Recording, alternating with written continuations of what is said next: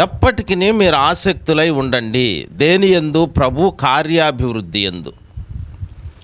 ఈ లోకంలో మనం చాలా విషయాల కొరకు ఆసక్తి కనపరుస్తూ ఉంటాం. ఇలాగ లోకంలో ఉన్న విషయాల మీద అనేకమైనటువంటి సందర్భాలలో మనం ఆసక్తి కనపరిచినప్పుడు ఒక్కొక్కసారి సంతోషం కలుగుతుంది, ఒక్కొక్కసారి బాధ కలుగుతుంది, ఒక్కొక్కసారి నిరాశ నిస్పృహలోనికి వెళ్తాం.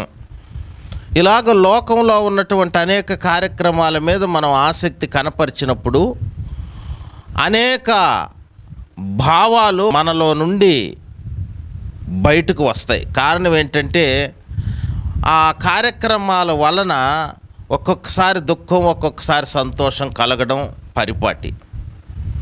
అయితే ఇక్కడ వ్రాయబడిన వాక్య భాగంలో మీరు ప్రభు కార్యాభివృద్ధి యందు ఎప్పటికీ మీరు ఆసక్తి కలిగి ఉండండి.